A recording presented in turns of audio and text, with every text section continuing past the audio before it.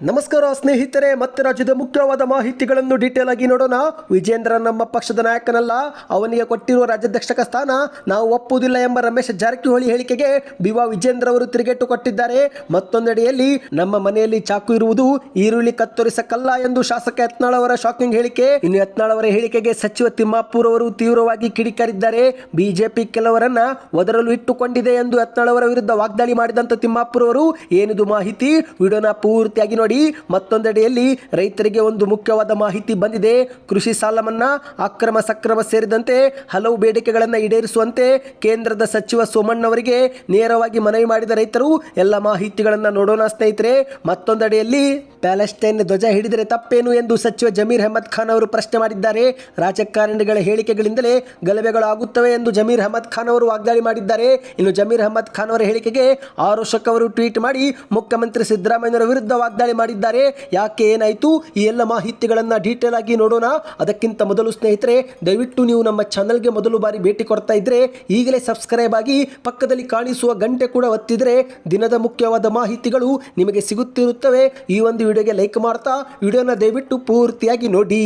ಮೊದಲನೇ ಮುಖ್ಯವಾದ ಮಾಹಿತಿ, ಇತ್ತೀಚೆಗೆ ಬೆಳಗಾವಿ ಜಿಲ್ಲೆಯ ಅಥಣಿಯಲ್ಲಿ ಮಾಧ್ಯಮಗಳ ಮುಂದೆ ರಮೇಶ್ ಜಾರಕಿಹೊಳಿ ಅವರು ತಮ್ಮದೇ ಪಕ್ಷದ ರಾಜ್ಯಾಧ್ಯಕ್ಷರಾಗಿರುವ ಬಿವಾ ವಿಜೇಂದ್ರ ಅವರ ವಿರುದ್ಧ ಆಕ್ರೋಶ ವ್ಯಕ್ತಪಡಿಸಿದ್ದು, ಇದೀಗ ರಮೇಶ್ ಜಾರಕಿಹೊಳಿ ಅವರ ಹೇಳಿಕೆಗೆ ವಿಜೇಂದ್ರ ಅವರು ತಿರುಗೇಟು ಕೊಟ್ಟಿದ್ದಾರೆ. ಹೌದು ಸ್ನೇಹಿತರೆ, ಇತ್ತೀಚೆಗೆ ರಮೇಶ್ ಜಾರಕಿಹೊಳಿ ಅವರು ವಿಜೇಂದ್ರ ನಮ್ಮ ಪಕ್ಷದ ನಾಯಕನೇ ಅಲ್ಲ, ಬಿಜೆಪಿಗೆ ಭ್ರಷ್ಟ ಎಂಬ ಲೆಬಲ್ ಕೊಟ್ಟಿದೆ. ವಿಜೇಂದ್ರ ಅವರ ಅಧ್ಯಕ್ಷಕ ಸ್ಥಾನ ನಾವೆಂದೂ ಕೂಡ ಒಪ್ಪೋದಿಲ್ಲ. ವಿಜೇಂದ್ರ ನಮ್ಮ ಪಕ್ಷದಲ್ಲಿ ಜೂನಿಯರ್, ಅವನಿಗೆ ಏನು ಐಡಿಯಾಲಜಿನೇ ಇಲ್ಲ ಎಂದು ಮಾಧ್ಯಮಗಳ ಮುಂದೆ ಆಕ್ರೋಶವನ್ನು ಹೊರಗೆ ಹಾಕಿದ್ದಾರೆ. ಈಗ ಇಂತಹ ಹೇಳಿಕೆಗಳಿಗೆ ಸ್ವತಃ ವಿಜೇಂದ್ರ ಅವರೇ ಮಾಧ್ಯಮಗಳ ಮುಂದೆ ಪ್ರತಿಕ್ರಿಯಿಸಿದ್ದಾರೆ. ಹೌದು ಸ್ನೇಹಿತರೆ, ವಿಜೇಂದ್ರ ನಮ್ಮ ನಾಯಕನೇ ಅಲ್ಲ, ಹಿರಿಯರನ್ನು ವಿಶ್ವಾಸಕ್ಕೆ ತೆಗೆದುಕೊಂಡು ಹೋಗುತ್ತಿಲ್ಲ ಎಂಬ ರಮೇಶ್ ಜಾರಕಿಹೊಳಿ ಅವರ ಆರೋಪಕ್ಕೆ ತಿರುಗೇಟು ಕೊಟ್ಟಂತ ವಿಜೇಂದ್ರ ಅವರು, ನಾನು ರಮೇಶ್ ಜಾರಕಿಹೊಳಿ ಅವರ ಹೇಳಿಕೆ ಒಪ್ಪಲ್ಲ, ನಾನು ಎಲ್ಲರನ್ನ ವಿಶ್ವಾಸಕ್ಕೆ ತೆಗೆದುಕೊಂಡೇ ಕೆಲಸ ಮಾಡುತ್ತಿದ್ದೇನೆ. ನನ್ನ ಮುಂದಿನ ಗುರಿ ಕರ್ನಾಟಕದಲ್ಲಿ ಬಿಜೆಪಿಯನ್ನು ಗೆಲ್ಲಿಸುವುದು, ಸ್ಪಷ್ಟ ಬಹುಮತದಿಂದ ಬಿಜೆಪಿ ಗೆಲ್ಲಿಸುವುದೇ ನನ್ನ ಗುರಿಯಾಗಿದೆ ಎಂದು ಮಾಧ್ಯಮಗಳ ಮುಂದೆ ತಿಳಿಸಿದ್ದಾರೆ. ಮತ್ತೆ ಮುಂದುವರೆದು ಮಾತನಾಡಿ, ನಾನು ಯಡಿಯೂರಪ್ಪನವರ ಮಗ ಎಂಬ ಹೆಮ್ಮೆ ನನಗೆ ಇದೆ. ಯಡಿಯೂರಪ್ಪನವರಂತಹ ನಾಯಕ ಹಾಗೂ ಎಲ್ಲ ಹಿರಿಯ ಹೋರಾಟಗಾರರ ಶ್ರಮದಿಂದಾಗಿಯೇ ಬಿಜೆಪಿ ಇಂದು ಇಷ್ಟು ದೊಡ್ಡ ಮಟ್ಟದಲ್ಲಿ ಬೆಳೆದು ನಿಂತಿದೆ. ಹಿರಿಯ ನಾಯಕರು ವಿಶ್ವಾಸದಿಂದಲೇ ನನಗೆ ಜವಾಬ್ದಾರಿ ನೀಡಿದ್ದಾರೆ. ಎಲ್ಲರನ್ನ ವಿಶ್ವಾಸಕ್ಕೆ ಪಡೆದೇ ಪಕ್ಷ ಸಂಘಟನೆ ಮಾಡುವ ಮೂಲಕ ಕರ್ನಾಟಕದಲ್ಲಿ ಮತ್ತೊಮ್ಮೆ ಬಿಜೆಪಿ ಅಧಿಕಾರಕ್ಕೆ ತರುತ್ತೇನೆ ಎಂದು ಮಾಧ್ಯಮಗಳ ಮುಂದೆ ತಿಳಿಸಿದ್ದಾರೆ. ಇನ್ನಿದೀಗ ಎರಡನೇ ಮುಖ್ಯವಾದ ಮಾಹಿತಿ, ಈಗ ವಿಜಯಪುರದಲ್ಲಿ ಶಾಸಕ ಯತ್ನಾಳ್ ಅವರು ಒಂದು ಶಾಕಿಂಗ್ ಹೇಳಿಕೆಯನ್ನು ಕೊಟ್ಟಿದ್ದಾರೆ. ನಮ್ಮ ಮನೆಯಲ್ಲಿ ಚಾಕು ಇರುವುದು ಈರುಳ್ಳಿ ಕತ್ತರಿಸೋಕಲ್ಲ ಎಂದು ಮಾಧ್ಯಮಗಳ ಮುಂದೆ ಪರೋಕ್ಷವಾಗಿ ಎಚ್ಚರಿಕೆ ಕೊಟ್ಟಿದ್ದಾರೆ. ಹೌದು ಸ್ನೇಹಿತರೆ, ಸುದ್ದಿಗಾರರ ಮುಂದೆ ಗಣೇಶ ವಿಸರ್ಜನಾ ಮೆರವಣಿಗೆ ಕಾರ್ಯಕ್ರಮ ಉದ್ಘಾಟಿಸಿ ಇತ್ತೀಚೆಗೆ ಮಾತನಾಡಿರುವ ಯತ್ನಾಳ್ ಅವರು, ಇಂದು ಗಣೇಶ ಚತುರ್ಥಿಯ ಮೆರವಣಿಗೆಯನ್ನ ಸಹಿಸುವಂತ ಶಕ್ತಿ ಇಲ್ಲಿ ಕೆಲವರಿಗೆ ಇಲ್ಲ, ಆದರೆ ಮೋದಿ ಮತ್ತು ಯೋಗಿ ಇರುವವರೆಗೂ ನೀವು ಇಲ್ಲಿ ಬಾಲ ಬಿಚ್ಚೋಕಾಗಲ್ಲ ಎಂದು ವೇದಿಕೆ ಮೇಲೆ ಖಡಕ್ ಎಚ್ಚರಿಕೆ ಕೊಟ್ಟಿದ್ದಾರೆ. ಹೌದು ಸ್ನೇಹಿತರೆ, ವಿಜಯಪುರ ನಗರದಲ್ಲಿ ಗಣೇಶ ವಿಸರ್ಜನಾ ಮೆರವಣಿಗೆ ಕಾರ್ಯಕ್ರಮ ಉದ್ಘಾಟಿಸಿ ವೇದಿಕೆ ಮೇಲೆ ಭಾಷಣ ಮಾಡಿದಂತೆ ಯತ್ನಾಳ್ ಅವರು, ಗಣಪತಿ ಪ್ರತಿಷ್ಠಾಪನೆಗೆ ಲೈಸೆನ್ಸ್ ಇಲ್ಲದೆ ಇಡುವ ಮುಖ್ಯಮಂತ್ರಿ ಬೇಕು ಮತ್ತು ಗಣಪತಿ ಮೇಲೆ ಕಲ್ಲು ಹಾಕಿದರೆ ಅವರ ಮೇಲೆ ಬುಲ್ಡೋಜರ್ ಹರಿಸುವ ಮುಖ್ಯಮಂತ್ರಿ ಇಲ್ಲಿ ಬೇಕು. ಇದು ಶಿವಾಜಿ ಮಹಾರಾಜರ ನೆಲ, ಯಾರಿಗೂ ಕೂಡ ಹೆದರುವ ಅವಶ್ಯಕತೆ ಇಲ್ಲ ಎಂದು ಯತ್ನಾಳ್ ಅವರು ಹೇಳಿಕೆ ಕೊಟ್ಟಿದ್ದಾರೆ. ನಮ್ಮ ಮನೆಯಲ್ಲಿರುವ ಚಾಕುಗಳು ಈರುಳ್ಳಿ ಕಟ್ ಮಾಡೋಕೆ ನಾವು ಇಟ್ಟಿಲ್ಲ, ಎಲ್ಲದಕ್ಕೂ ನಾವು ಕೂಡ ರೆಡಿಯಾಗಿದ್ದೇವೆ ಎಂದು ವೇದಿಕೆ ಮೇಲೆ ಸವಾಲು ಹಾಕಿದ್ದಾರೆ. ಮತ್ತೆ ಮುಂದುವರೆದು ಮಾತನಾಡಿ, ಛತ್ರಪತಿ ಶಿವಾಜಿ, ಮಹಾರಾಣಾ ಪ್ರತಾಪ್ ಮತ್ತು ಚೆನ್ನಮ್ಮರ ಖಡ್ಗ ನಮ್ಮ ಹತ್ರನೂ ಇದೆ. ಎಲ್ಲರೂ ತಮ್ಮ ತಮ್ಮ ಮನೆಯಲ್ಲಿ ನೀವು ತಯಾರಾಗಿ ಇಟ್ಟುಕೊಳ್ಳಿ, ನಮ್ಮ ಆತ್ಮರಕ್ಷಣೆಗಾಗಿ ನಾವು ಸನ್ನದ್ಧರಾಗಬೇಕು ಎಂದು ವೇದಿಕೆ ಮೇಲೆ ಕರೆ ಕೊಟ್ಟಿದ್ದಾರೆ. ಇದೇ ನಡುವೆ ಲೋಕಸಭೆ ವಿರೋಧ ಪಕ್ಷದ ನಾಯಕ ರಾಹುಲ್ ಗಾಂಧಿ ಅವರ ವಿರುದ್ಧವೂ ಕೂಡ ಒಂದು ವಿವಾದಾತ್ಮಕ ಹೇಳಿಕೆಯನ್ನು ಕೊಟ್ಟಿದ್ದಾರೆ. ಹೌದು ಸ್ನೇಹಿತರೆ, ರಾಹುಲ್ ಗಾಂಧಿ ಅವರು ಜಾತಿ ಸಮೀಕ್ಷೆ ಮಾಡುತ್ತೇವೆ ಅಂತಿದ್ದಾರೆ, ಆದರೆ ಅವರಿಗೇನೆ ಗೊತ್ತಿಲ್ಲ ತಾವು ಯಾವ ಜಾತಿಯಲ್ಲಿ ಹುಟ್ಟಿದ್ದೇನೆ ಎಂದು ವೇದಿಕೆ ಮೇಲೆ ಶಾಕಿಂಗ್ ಹೇಳಿಕೆ ಕೊಟ್ಟಿದ್ದಾರೆ. ರಾಹುಲ್ ಗಾಂಧಿ ಹುಟ್ಟಿನ ಬಗ್ಗೆ ಸಂಶಯ ವ್ಯಕ್ತಪಡಿಸಿ ವಿವಾದಾತ್ಮಕ ಹೇಳಿಕೆಯನ್ನ ಯತ್ನಾಳ್ ಅವರು ಕೊಟ್ಟಿದ್ದಾರೆ. ಸದ್ಯ ಈಗ ಯತ್ನಾಳ್ ಅವರ ಹೇಳಿಕೆ ರಾಜ್ಯ ರಾಜಕೀಯದಲ್ಲಿ ಭಾರಿ ಸದ್ದು ಮಾಡುತ್ತಿದ್ದು, ಕಾಂಗ್ರೆಸ್ ನಾಯಕರು ಯತ್ನಾಳ್ ಅವರ ವಿರುದ್ಧ ಕಾನೂನು ಕ್ರಮ ತೆಗೆದುಕೊಳ್ಳಲು ಮುಂದಾಗಿದ್ದಾರೆ. ಇನ್ನು ಇದೇ ನಡುವೆ ಯತ್ನಾಳ್ ಅವರ ವಿರುದ್ಧ ಕಾಂಗ್ರೆಸ್ನ ಸಚಿವ ತಿಮ್ಮಾಪುರ್ ಅವರು ಕೊಪ್ಪಳದಲ್ಲಿ ಶಾಕಿಂಗ್ ಹೇಳಿಕೆಯನ್ನು ಕೊಟ್ಟಿದ್ದಾರೆ. ಹೌದು, ಯತ್ನಾಳ್ ಅವರ ಮಾತಿಗೆ ಯಾರೂ ಕೂಡ ಬೆಲೆ ಕೊಡಬೇಕಾಗಿಲ್ಲ, ಬಿಜೆಪಿಯಲ್ಲಿ ಕೆಲವರನ್ನ ಒದರಲು ಇಟ್ಟುಕೊಂಡಿದ್ದಾರೆ ಎಂದು ಅಬಕಾರಿ ಇಲಾಖೆ ಸಚಿವ ಆರ್.ಬಿ. ತಿಮ್ಮಾಪುರ್ ಅವರು ಯತ್ನಾಳ್ ಅವರ ವಿರುದ್ಧ ವಾಗ್ದಾಳಿ ನಡೆಸಿದ್ದಾರೆ. ಹೌದು ಗೆಳೆಯರೆ, ಕೊಪ್ಪಳದಲ್ಲಿ ಮಾಧ್ಯಮದವರು ಯತ್ನಾಳ್ ಅವರು ಮನೆಯಲ್ಲಿ ಚಾಕು ಇರೋದು ಈರುಳ್ಳಿ ಹೆಚ್ಚಲು ಮಾತ್ರವಲ್ಲ ಎಂದಿದ್ದಾರೆ ಎಂದು ಕೇಳಿದಾಗ ಅದಕ್ಕೆ ಪ್ರತಿಕ್ರಿಯಿಸಿ, ಬಿಜೆಪಿಯವರು ಕೆಲವರನ್ನು ನಾಯಿಗಳನ್ನ ಇಟ್ಟುಕೊಂಡಂತೆ ಒದರಲು ಇಟ್ಟುಕೊಂಡಿರುತ್ತಾರೆ ಇರುತ್ತಾರೆ. ಹೀಗಾಗಿ ಅವರು ದಿನವಿಡೀ ಒದರುತ್ತಿರುತ್ತಾರೆ. ಅದಕ್ಕೆ ಏನು ಮಾಡೋಕ್ಕಾಗಲ್ಲ ಎಂದು ಮಾಧ್ಯಮಗಳ ಮುಂದೆ ಹೇಳಿಕೆಯನ್ನು ಕೊಟ್ಟಿದ್ದಾರೆ. ಇನ್ನು ಇದೇ ನಡುವೆ ಮಾಧ್ಯಮದವರು ಕರ್ನಾಟಕದಲ್ಲಿ ಸಿಎಂ ಸ್ಥಾನಕ್ಕಾಗಿ ಆಕಾಂಕ್ಷಿಗಳ ಪಟ್ಟಿ ದಿನೇ ದಿನೇ ಹೆಚ್ಚಳವಾಗುತ್ತಿರೋ ಬಗ್ಗೆ ಕೇಳಿದಾಗ ಅದಕ್ಕೆ ಪ್ರತಿಕ್ರಿಯಿಸಿ, ಯಾರಾದರೂ ಮುಖ್ಯಮಂತ್ರಿ ಸೀಟು ಕೊಡ್ತೀನಂದ್ರೆ ಯಾರಾದರೂ ಬೇಡ ಅಥವಾ ಸುಮ್ಮನಿರ್ತಾರ? ಆದರೆ ಸದ್ಯಕ್ಕೆ ಮುಖ್ಯಮಂತ್ರಿ ಬದಲಾವಣೆ ರಾಜ್ಯದಲ್ಲಿ ಇಲ್ಲ. ಒಂದು ವೇಳೆ ಬದಲಾವಣೆ ಆದರೂ ಅದು CLP ಸಭೆಯಲ್ಲಿ ನಿರ್ಧಾರವಾಗುತ್ತದೆ. ಪ್ರಜಾಪ್ರಭುತ್ವ ವ್ಯವಸ್ಥೆಯಲ್ಲಿ ಗುಡಿಸಲಲ್ಲಿ ಇದ್ದವನಿಗೂ ಕೂಡ ಸಿಎಂ ಆಗೋ ಅವಕಾಶ ಇರುತ್ತದೆ. ಹಾಗಾಗಿ ಸಿಎಂ ಆಗೋ ಯೋಗ್ಯತೆ ಎಲ್ಲರಿಗೂ ಇದೆ. ಆದರೆ ಸದ್ಯಕ್ಕೆ ಕುರ್ಚಿನೇ ಖಾಲಿ ಇಲ್ಲ ಎಂದು ಮಾಧ್ಯಮಗಳ ಮುಂದೆ ಹೇಳಿಕೆಯನ್ನು ಕೊಟ್ಟಿದ್ದಾರೆ. ಇನ್ನು ಇದರ ನಡುವೆ ಮಾಧ್ಯಮದವರು ದಲಿತ ವ್ಯಕ್ತಿಗೆ ಬೆದರಿಕೆ ಮತ್ತು ಜಾತಿ ನಿಂದನೆ ಆರೋಪದಲ್ಲಿ ಬಿಜೆಪಿ ಶಾಸಕ ಮುನಿರತ್ನ ಅವರನ್ನು ಬಂಧಿಸಿದ್ದಾರೆ ಎಂದು ಹೇಳಿದಾಗ ಅದಕ್ಕೆ ಪ್ರತಿಕ್ರಿಯಿಸಿ, ಕಾನೂನು ಎಲ್ಲರಿಗೂ ಒಂದೇ, ಮುನಿರತ್ನನಿಗೂ ಕಾನೂನು ಒಂದೇ, ಸಿಎಂಗೂ ಕಾನೂನು ಒಂದೇ ಎಂದು ಮಾಧ್ಯಮಗಳ ಮುಂದೆ ನುಡಿದಿದ್ದಾರೆ. ಇನ್ನಿದೀಗ ಮತ್ತೊಂದು ಮುಖ್ಯವಾದ ಮಾಹಿತಿ.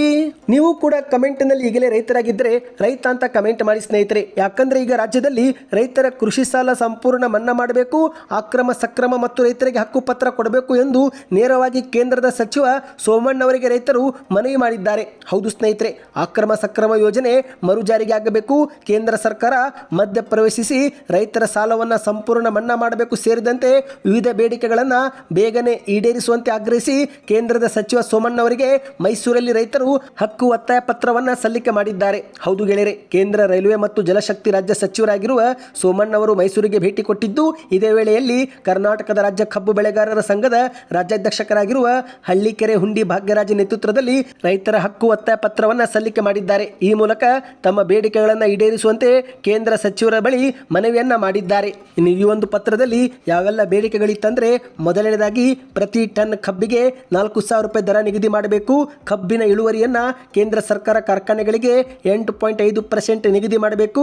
ಬಳಿಕ FRP ಹಾಗೂ MSP ಅನ್ನು ಕೂಡ ಕೈಗೊಳ್ಳಬೇಕು. MSP ಕಾನೂನು ಖಾತ್ರಿ ಎಲ್ಲ ಬೆಳೆಗಳಿಗೂ ಕೂಡ ಜಾರಿಗೆ ಆಗಬೇಕು. ಅಕ್ರಮ ಸಕ್ರಮ ಯೋಜನೆ ಮತ್ತೆ ಮರು ಜಾರಿ ಆಗಬೇಕು. ಸೋಲಾರ್ ಪಂಪ್ ಸೆಟ್ಗಳನ್ನು ರೈತರು ಅಳವಡಿಸಿಕೊಂಡ್ರೆ ಯೋಜನೆ ವೆಚ್ಚದ 90% ಸಹಾಯಧನವನ್ನ ನೇರವಾಗಿ ಸರ್ಕಾರವೇ ರೈತರ ಖಾತೆಗೆ ಜಮಾ ಮಾಡಬೇಕು ಮತ್ತು ರಾಜ್ಯದಲ್ಲಿ MS ಸ್ವಾಮಿನಾಥನ್ ವರದಿಯನ್ನ ಯಥಾವತ್ ಜಾರಿಗೆ ಮಾಡಬೇಕು. ಕೇಂದ್ರ ಸರ್ಕಾರ ರೈತರ ಕೃಷಿ ಸಾಲವನ್ನು ಕೂಡ ಸಂಪೂರ್ಣ ಮನ್ನಾ ಮಾಡಬೇಕು ಮತ್ತು ಮುಖ್ಯವಾಗಿ ಮೈಸೂರು ಮತ್ತು ಚಾಮರಾಜನಗರದ ನಡುವೆ ಹೆಚ್ಚುವರಿ ರೈಲುಗಳ ಸಂಚಾರಕ್ಕೂ ಕೂಡ ಕ್ರಮ ವಹಿಸಬೇಕು. ರಾಜ್ಯದಲ್ಲಿ ಮೇಕೆದಾಟು ಯೋಜನೆಯನ್ನು ಕೂಡ ಜಾರಿಗೆ ತರಲು ಕ್ರಮ ತೆಗೆದುಕೊಳ್ಳಬೇಕು ಮತ್ತು ಎಲ್ಲಾ ಬೆಳೆಗಳಿಗೆ ಖರೀದಿ ಕೇಂದ್ರಗಳನ್ನು ವರ್ಷ ಪೂರ್ತಿ ತೆರೆಯಬೇಕು. ಯಾವುದೇ ನಿರ್ಬಂಧಗಳಿಲ್ಲದೆ ರೈತರಿಗೆ ಷರತ್ತು ಕೂಡ ಹಾಕದೆ ನೇರವಾಗಿ ಖರೀದಿ ಮಾಡಬೇಕು ಎಂದು ಒತ್ತಾಯಿಸಿದ್ದಾರೆ. ಇದೇ ನಡುವೆ ಒಡಿಶಾ ಮತ್ತು ಛತ್ತೀಸ್ಗಢ ರಾಜ್ಯಗಳಲ್ಲಿ ಪ್ರತಿ ಕ್ವಿಂಟಲ್ ಭತ್ತಕ್ಕೆ 3,100 ರೂಪಾಯಿಗಳನ್ನು ನಿಗದಿ ಮಾಡಲು ಆದೇಶ ನೀಡಿದೆ. ಆದರೆ ಕೇಂದ್ರ ಸರ್ಕಾರ ಕರ್ನಾಟಕಕ್ಕೆ ಪ್ರತಿ ಕ್ವಿಂಟಲ್ಗೆ 2,300 ರೂಪಾಯಿ ನಿಗದಿ ಮಾಡಿದೆ. ಇದು ರೈತರಿಗೆ ತೊಂದರೆಯಾಗಿದೆ. ಹಾಗಾಗಿ ಇದನ್ನು ಸರಿಪಡಿಸುವ ಕ್ರಮ ವಹಿಸಬೇಕು ಮತ್ತು ರೈತರ ಕೃಷಿ ಉತ್ಪನ್ನಗಳಿಗೆ GST ಅನ್ನು ಹಾಕಬಾರದು ಮತ್ತು ಕೊನೆಯದಾಗಿ ರೈತರ ಕೃಷಿ ಸಾಲಕ್ಕೆ ಸಿಬಿಲ್ ಸ್ಕೋರ್ ಅನ್ನು ಪರಿಗಣಿಸಬಾರದು ಮತ್ತು ಹೆಚ್ಚಿನ ಸಮಯ ರೈತರಿಗೆ ಅಲೆದಾಡಿಸದೆ ಬ್ಯಾಂಕುಗಳು ತಕ್ಷಣವೇ ಸಾಲ ಮಂಜೂರಾತಿಗೆ ಅವಕಾಶ ನೀಡಬೇಕು ಎಂದು ಒತ್ತಾಯಿಸಿದ್ದಾರೆ. ಸ್ನೇಹಿತರೆ, ನೀವು ಕೂಡ ರೈತರಾಗಿ ಈ ಒಂದು ಸಮಸ್ಯೆಗಳನ್ನು ಎದುರಿಸುತ್ತಿದ್ದರೆ ಕಮೆಂಟ್ನಲ್ಲಿ ನಿಮ್ಮ ಅನಿಸಿಕೆಗಳನ್ನು ಕಮೆಂಟ್ ಮಾಡಿ. ಇನ್ನೀಗ ಮತ್ತೊಂದು ಮುಖ್ಯವಾದ ಮಾಹಿತಿಗೆ ಹೋಗೋಣ. ಇತ್ತೀಚೆಗೆ ಚಿಕ್ಕಮಗಳೂರು, ಕೋಲಾರ ಸೇರಿದಂತೆ ವಿವಿಧೆಡೆಯಲ್ಲಿ ಪ್ಯಾಲೆಸ್ಟೈನ್ ಧ್ವಜ ಹಿಡಿದು ಕೆಲ ಕಿಡಿಗೇಡಿಗಳು ಓಡಾಟ ಮಾಡಿದ್ದು, ಇದೇ ಒಂದು ಪ್ರಕರಣಕ್ಕೆ ಸಂಬಂಧಿಸಿದಂತೆ ಸಚಿವ ಜಮೀರ್ ಅಹ್ಮದ್ ಖಾನ್ ಅವರು ಪ್ರತಿಕ್ರಿಯೆಯನ್ನು ಕೊಟ್ಟಿದ್ದಾರೆ. ಬೇರೆ ದೇಶದ ಧ್ವಜ ಹಿಡಿದರೆ ತಪ್ಪಿಲ್ಲ ಎಂದು ಮಾಧ್ಯಮಗಳ ಮುಂದೆ ಸಮರ್ಥಿಸಿಕೊಂಡಿದ್ದಾರೆ. ಹೌದು, ಪ್ಯಾಲೆಸ್ಟೈನ್ ಧ್ವಜ ಹಿಡಿದರೆ ಅದರಲ್ಲಿ ತಪ್ಪೇನಿಲ್ಲ, ಯಾಕೆಂದ್ರೆ ಕೇಂದ್ರ ಸರ್ಕಾರವೇ ಬೆಂಬಲ ಸೂಚಿಸಿದೆ. ಹಾಗಾಗಿ ಧ್ವಜ ಹಿಡಿದ ಮಾತ್ರಕ್ಕೆ ಯಾವುದೇ ತಪ್ಪಿಲ್ಲ, ಅದರಲ್ಲಿ ತಪ್ಪಾಗೋದು ಏನಿದೆ ಎಂದು ಮಾಧ್ಯಮಗಳ ಮುಂದೆ ಪ್ರಶ್ನೆ ಮಾಡಿದ್ದಾರೆ. ಹೌದು ಗೆಳೆಯರೆ, ಕೇಂದ್ರ ಸರ್ಕಾರವೇ ಪ್ಯಾಲೆಸ್ಟೈನ್ಗೆ ಬೆಂಬಲ ಘೋಷಣೆ ಮಾಡಿದೆ. ಅದಕ್ಕೇನೆ ಹುಡುಗರು ಪ್ಯಾಲೆಸ್ಟೈನ್ ಧ್ವಜ ಹಿಡಿದಿದ್ದಾರೆ. ಇಲ್ಲದಿದ್ದರೆ ಹೀಗೆ ಆಗುತ್ತಲೇ ಇರಲಿಲ್ಲ. ಬೇರೆ ದೇಶದ ಪರ ಘೋಷಣೆ ಕೂಗಿದರೆ ಅದು ತಪ್ಪಾಗುತ್ತೆ. ಹಾಗೆ ಮಾಡುವವರು ದೇಶದ್ರೋಹಿಗಳು, ಅಂಥವರನ್ನ ಗಲ್ಲಿಗೂ ಕೂಡ ಇರಿಸಬೇಕು. ಹಾಗೆಂದು ಧ್ವಜ ಹಿಡಿದರೆ ತಪ್ಪಿಲ್ಲ ಎಂದು ಮಾಧ್ಯಮಗಳ ಮುಂದೆ ಸಮರ್ಥಿಸಿಕೊಂಡಿದ್ದಾರೆ. ಇನ್ನು ಜಮೀರ್ ಅಹ್ಮದ್ ಖಾನ್ ಅವರ ಹೇಳಿಕೆಗೆ ಆರೋಶಕ್ ಅವರು ಕಿಡಿಕಾರಿ ಮುಖ್ಯಮಂತ್ರಿ ಸಿದ್ದರಾಮಯ್ಯ ವಿರುದ್ಧ ವಾಗ್ದಾಳಿಯನ್ನ ಮಾಡಿದ್ದಾರೆ. ಹೌದು ಸ್ನೇಹಿತರೆ, ಈಗ ನೀವು ಸ್ಕ್ರೀನ್ ಮೇಲೆ ಒಂದು ಟ್ವೀಟ್ ನೋಡ್ತಿರಬಹುದು. ಇದು ಆರೋಶಕ್ ಅವರೇ ಮಾಡಿದ ಟ್ವೀಟ್ ಆಗಿದೆ. ಸಿಎಂ ಸಿದ್ದರಾಮಯ್ಯ ಅವರ ಸಚಿವ ಸಂಪುಟದಲ್ಲಿ ಮತಾಂಧರು ತುಂಬಿರುವಾಗ ಇನ್ನು ಹೊರಗೆ ಇರುವ ಪುಂಡರು ಬಾಲ ಬಿಚ್ಚದೇ ಇರುತ್ತಾರೆಯೇ? ಸಚಿವ ಜಮೀರ್ ಅಹ್ಮದ್ ಖಾನ್ ಅವರ ಪ್ರಕಾರ ನಮ್ಮ ದೇಶದಲ್ಲಿ ಅನ್ಯ ದೇಶದ ಧ್ವಜವು ಹರಿಸಬಹುದು, ಅನ್ಯ ದೇಶದ ರಾಷ್ಟ್ರ ಗೀತೆಯನ್ನು ಕೂಡ ಹಾಡಬಹುದು, ಅನ್ಯ ದೇಶಕ್ಕೆ ಜೈಕಾರವು ಕೂಡ ಹಾಕಬಹುದು. ಸಿಎಂ ಸಿದ್ದರಾಮಯ್ಯನವರೇ ತಮ್ಮ ನಾಯಕರಾದ ರಾಹುಲ್ ಗಾಂಧಿಯವರು ಇತ್ತೀಚೆಗೆ ಹೋದಲ್ಲೆಲ್ಲ ಪ್ರದರ್ಶನ ಮಾಡುವ ಸಂವಿಧಾನ ಪುಸ್ತಕದಲ್ಲಿ ಅನ್ಯ ದೇಶದ ಲಾಂಛನಗಳನ್ನು ಪ್ರದರ್ಶನ ಮಾಡುವುದು ಸರಿ ಎಂದು ಉಲ್ಲೇಖ ಮಾಡಲಾಗಿದೆ ಎಂದು ಪ್ರಶ್ನೆ ಮಾಡಿದ್ದಾರೆ. ನಿಮಗೆ ಕಿಂಚಿತ್ತಾದರೂ ಸ್ವಾಭಿಮಾನ ದೇಶಭಕ್ತಿ ಇದ್ದರೆ ಇಂತಹ ದೇಶದ್ರೋಹಿಗಳನ್ನು ಸಂಪುಟದಿಂದ ಕಿತ್ತು ಬಿಸಾಕಿ ಎಂದು ಆರೋಶಕ್ ಅವರು ಟ್ವೀಟ್ ಮಾಡಿ ಜಮೀರ್ ಅಹ್ಮದ್ ಖಾನ್ ಅವರ ವಿರುದ್ಧ ಆಕ್ರೋಶವನ್ನು ವ್ಯಕ್ತಪಡಿಸಿದ್ದಾರೆ. ಇವತ್ತಿಗೆ ಇಷ್ಟೇ ಇತ್ತು ಸ್ನೇಹಿತರೆ. ಈ ಒಂದು ವಿಡಿಯೋ ನೀವೇನಾದರೂ ಪೂರ್ತಿಯಾಗಿ ನೋಡಿದರೆ ಕಮೆಂಟ್ನಲ್ಲಿ ಪ್ರತಿಯೊಬ್ಬರು ಕಂಪ್ಲೀಟ್ ವಿಡಿಯೋ ಅಂತ ಕಮೆಂಟ್ ಮಾಡಿ. ಇದರಿಂದ ಮತ್ತೊಂದು ವಿಡಿಯೋ ಮಾಡಲು ನಮಗೆ ಪ್ರೋತ್ಸಾಹ ಸಿಗುತ್ತದೆ. ಮತ್ತು ವಿಡಿಯೋನ ಆದಷ್ಟು ಲೈಕ್ ಮಾಡ್ತಾ ಚಾನಲ್ಗೆ ಸಬ್ಸ್ಕ್ರೈಬ್ ಮಾಡಿ ಮತ್ತು ನಿಮ್ಮ ಎಲ್ಲ ಗೆಳೆಯರಿಗೂ ಕೂಡ ವಿಡಿಯೋ ಶೇರ್ ಮಾಡಿ.